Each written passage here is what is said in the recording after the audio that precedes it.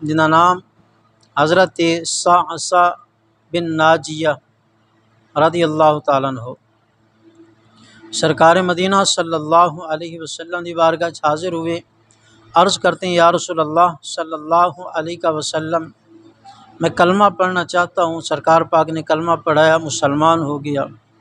जब मुसलमान हो गया, अर्ज़ करता, या रसूल अल्लाह सल्लल्लाहु अलैहि वसल्लम, जो हालत जहालत में जो नेकियां की है क्या वो भी काम आएंगी या नहीं आएंगी?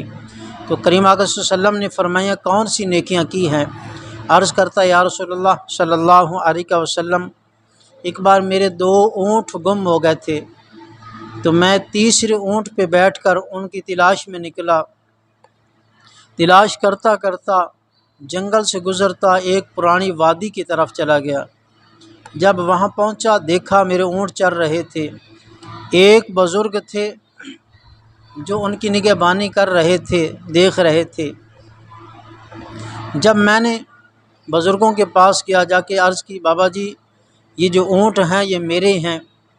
तो बाबा जी फरमाने लगे कि बेटा ये चरते चरते यहाँ पे आ गए हैं, तुम्हारे हैं तो ले जाएं। इतनी देर गुफ्तगू हो रही थी कि अचानक पानी भी आ गया, खजूरें भी आ गई।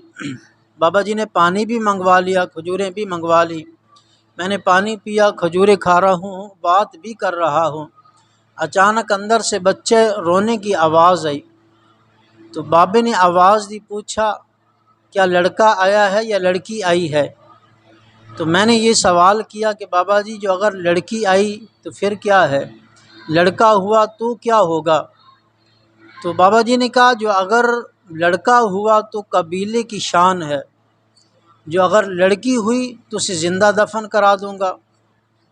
जब उसने ये बात की, मैंने पूछा किस लिए? उसने कहा, मैं अपनी दामाद के सामने अपनी नज़रों को झुकाऊं, गर्दन को झुकाऊं, बच्ची हुई है इसलिए नहीं। जो अगर बच्चा हुआ तो वो कबीले की शान बनेगा, जो अगर बच्ची हुई तो उसे ज़िंदा दफन करा दूंगा।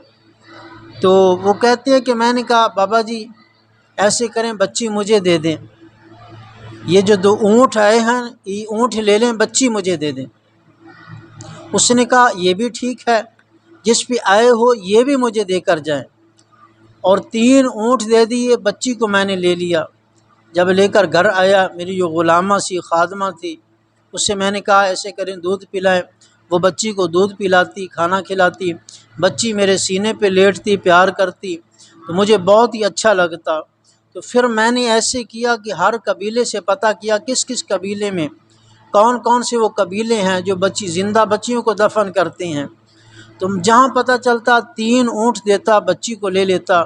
तो मैंने ऐसे 360 बच्चियाँ परवरिश कर रही हैं। 360 बच्चियाँ हैं जो मेरे यहाँ परवरिश कर रही हैं, और मैं उनकी देखभाली कर रहा हूँ, उनकी परवरिश कर रहा हूँ, उनके खाने पीने का इंतज़ाम मैं करता हूँ। तो क्या ये नेकी मेरी कबूल होगी या नहीं होगी? तो करीम आका सल्लल्लाहु अलैहि वसल्लम की आंखों में आंसू आ गए। तो आप सरकार की दाढ़ी आंसुओं से तर हो गई। तो आप सरकार ने फरमाया, यही तो नेकी है जो तुम्हारे काम आ गई है।